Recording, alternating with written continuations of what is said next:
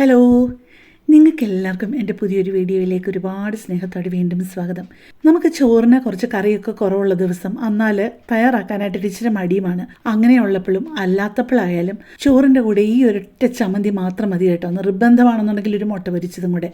പക്ഷേ അതിൻ്റെ ഒന്നും ആവശ്യമില്ല. ഇത് പക്ഷേ ചോറിൻ്റെ കൂടെ മാത്രമല്ല, അപ്പത്തിൻ്റെ കൂടെയും ദോശയുടെ കൂടെയും ഒക്കെ സൂപ്പറാണ്. കുറച്ച് കാര്യങ്ങൾ നമുക്ക് വറുത്തെടുക്കാനുണ്ട്. അതിന് വേണ്ടിയിട്ട് ഒരു 1/4 കപ്പ് വെളിച്ചെണ്ണ പാത്രത്തിലോട്ട് ഒഴിച്ചു കൊടുത്തിട്ട് അതിലേക്ക് സാമാന്യം വലിപ്പമുള്ള 2 ഉള്ളി കനം കുറച്ചരിഞ്ഞത് ഇട്ട് കൊടുത്തിട്ട് ഈ ഉള്ളി നമുക്കൊന്ന് വറുത്തെടുക്കണേ. പിന്നെ ആ ഉള്ളിക്ക് ആവശ്യമായിട്ട് വറക്കുമ്പോൾ നമ്മൾ സാധാരണയൊക്കെ ഇടുമല്ലോ കുറച്ച് ഉപ്പും ഇട്ട് കൊടുത്തിട്ടുണ്ട്. ഉള്ളിയൊക്കെ നന്നായിട്ട് മൂക്കണം, പക്ഷേ കരിഞ്ഞു പോകാതിരിക്കാനായിട്ടും ശ്രദ്ധിക്കണേ.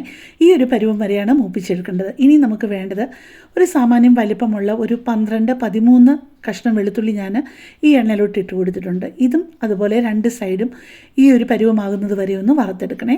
ഇനി അതിലോട്ട് ചേർത്ത് കൊടുക്കുന്നത് 8-9 കാശ്മീരി ഡ്രൈ ചില്ലി. എരിവുള്ള സാധാരണ വറ്റൽമുളകാണെങ്കിൽ ഇത്രയും ചേർത്ത് കൊടുക്കണമെന്നില്ല കേട്ടോ. ഇനിയിപ്പോൾ ഒരു 2 തണ്ട് കറിവേപ്പിലയും കൂടിയിട്ട് ഇതുപോലെ ഒന്ന് വറുത്തെടുക്കുകയാണ്. പിന്നെ എടുക്കുന്നത് ഒരു 4 സാമാന്യം വലിപ്പമുള്ള തക്കാളി. ആ ബാക്കിയുള്ള എണ്ണയിലോട്ട് തന്നെ ഇട്ട് 2 വശവും ഒന്ന് റോസ്റ്റ് ചെയ്തെടുക്കണേ. അങ്ങനെ 2 വശവും റോസ്റ്റ് ചെയ്തെടുക്കുമ്പോഴത്തേക്ക് അതിൻ്റെ പുറത്തെ ആ ഒരു സ്കിന്നുണ്ടല്ലോ, ആ റോസ്റ്റ് ഇതിൻ്റെ ആ ചൂടൊക്കെ പോയി കഴിയുമ്പോഴത്തേക്ക് ആ സ്കിൻ അങ്ങ് മാറ്റി കൊടുക്കണേ.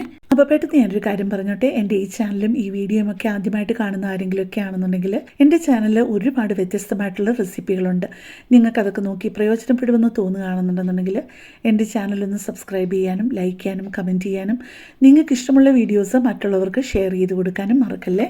ഞാൻ പറഞ്ഞല്ലോ, ഇത് ചോറിൻ്റെ കൂടെ നല്ല അടിപൊളി കോമ്പിനേഷനാണ്. അതുപോലെ തന്നെ നല്ലതാണ് അപ്പത്തിൻ്റെ കൂടെ ദോശ, ഇഡ്ഡലി, ഊത്തപ്പം അങ്ങനെയുള്ള പലഹാരങ്ങളുടെ കൂടെയും നല്ലൊരു കോമ്പിനേഷനാണ് ഇത്. ഉപ്പും പുളിയും എരിവും എല്ലാം കൂടെ അങ്ങോട്ട് വരുമ്പോഴത്തേക്ക് ഒരു പ്രത്യേക ഒരു സ്വാദ് തന്നെയാണ്. ഇനിയിപ്പോൾ നമുക്ക് ചെയ്യാനുള്ളത് ഇതെല്ലാം കൂടെ ഒന്ന് നന്നായിട്ട് കൈവച്ച് തന്നെ ഒന്ന് ഉടച്ചെടുക്കുന്നതാണ് ഏറ്റവും നല്ലത്. പിന്നെ കൈവച്ച് ഉടച്ചു കഴിഞ്ഞാൽ കൈ എരിയുമോ എന്ന് പേടിയുള്ളവർക്ക് ഇടികല്ലിലിട്ട് ചെറുതായിട്ടൊന്ന് ചതച്ച് കൊടുത്താലും മതി. അല്ലെങ്കിൽ ചോപ്പറോ വല്ലതും ഉണ്ടെങ്കിൽ പെതുക്കെ ഒന്ന് ക്രഷ് ചെയ്ത് കൊടുത്താലും മതി. അങ്ങ് പേസ്റ്റ് പോലെ ആവരുതേ. കൈവച്ച് തന്നെ നന്നായിട്ടൊന്ന് തിരുമ്മി എടുക്കുമ്പോഴാണ് നമുക്ക് കുറേ കൂടി ഒരു ടേസ്റ്റ് ഫീൽ ചെയ്യുന്നത് കേട്ടോ. പിന്നെ ഇതെല്ലാം കൂടെ നന്നായിട്ടൊന്ന് ഞെരടി യോജിപ്പിച്ച് കഴിഞ്ഞിട്ട് ചെറിയൊരു നെല്ലിക്ക വലിപ്പത്തിൽ കുറച്ച് പുളിയും കൂടെ പിഴിഞ്ഞ് ഇതിൻ്റെ അകത്ത് ഒഴിക്കുന്നുണ്ടായിരുന്നു. അത് ഈ വീഡിയോയിൽ കിട്ടാതെ പോയതാണ്. നിങ്ങളതും കൂടെ ചെയ്യാൻ മറക്കല്ലേ. പിന്നെ ചേർത്തത് കുറച്ച് മല്ലിയിലയാണ്. മല്ലിയിലയും ചേർത്ത് ഇളക്കിയിരുന്നേ. നിങ്ങൾക്ക് കാണാമല്ലോ മല്ലിയില അതിനകത്ത് കിടക്കുന്നത്. അപ്പോൾ ഇതെല്ലാം കൂടെ ചേർത്ത് ഒരു പ്രാവശ്യമെങ്കിലും നിങ്ങളൊന്ന് ട്രൈ ചെയ്യണേ. അടിപൊളി റെസിപ്പിയാണ്. നിങ്ങളിത് മിസ്സാക്കില്ല കേട്ടോ. അപ്പോൾ കൂടുതൽ നല്ലൊരു വീഡിയോയുമായിട്ട് നമുക്ക് പിന്നെ കാണാം. താങ്ക്